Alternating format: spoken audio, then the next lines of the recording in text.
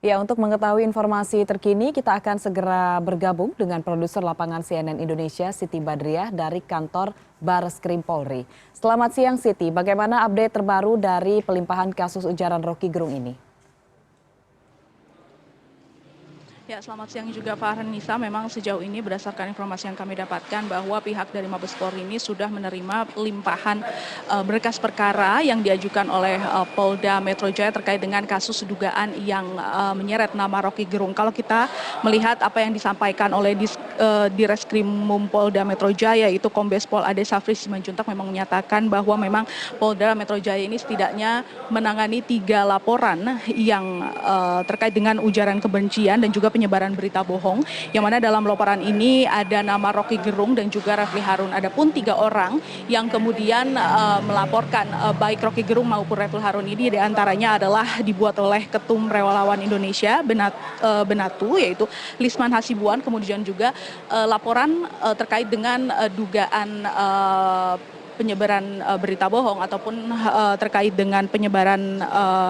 ujaran kebencian ini juga dilaporkan atau dibuat oleh mantan politikus Demokrat yaitu Ferdinand Hutaya, yang memang ia saat ini sudah bergabung dengan PDIP. Dalam laporannya Ferdinand ini tidak hanya kemudian melaporkan Rocky Gerung tetapi juga melaporkan Refli Harun. Namun yang perlu digarisbawahi di sini, Ferdinand ini melaporkan keduanya ini berdasarkan atas nama individu, bukan mewakili partai yang menaungi ia saat ini yaitu PDIP. Kemudian untuk 3 pelapor lainnya yang kemudian sudah diproses oleh Polda Metro Jaya itu dibuat oleh DPN Relawan Perjuangan Demokrasi atau REPDEM, yang mana mereka merupakan organisasi sayap kanan dari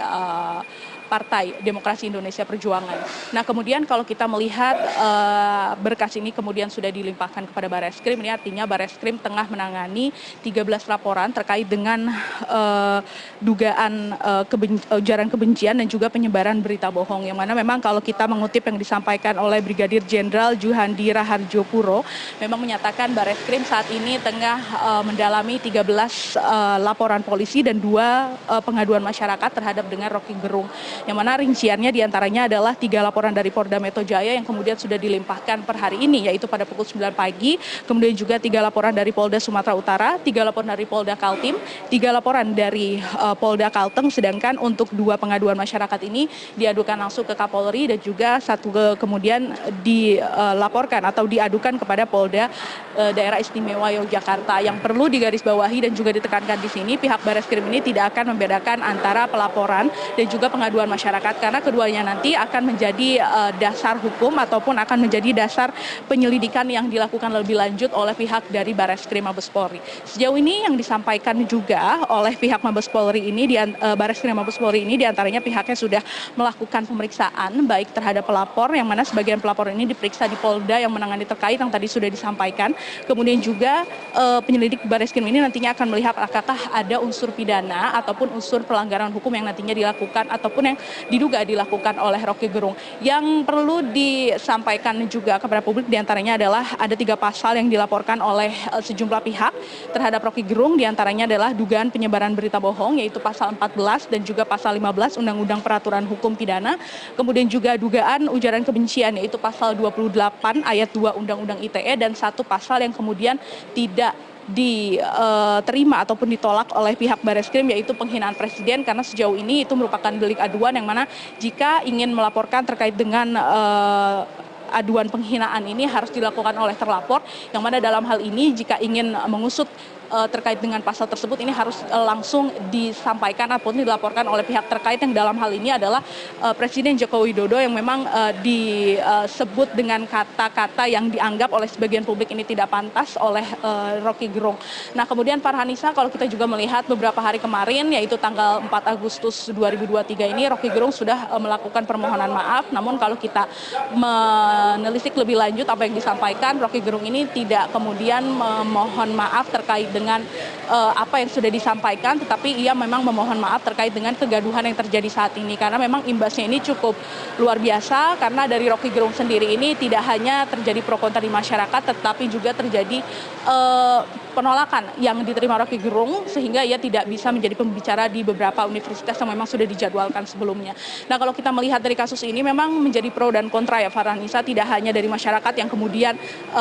menjadi pelapor terkait dengan kasus ini, tapi beberapa pihak juga pun menyayangkan kasus ini menjadi ataupun melebar ke ranah hukum, karena kalau kita mengutip yang disampaikan oleh anggota Constitutional and Administration Law Society yaitu Herdian Syah Hamzah, memang dia menyatakan bahwa memang sejumlah pasal yang dilaporkan oleh relawan ini memang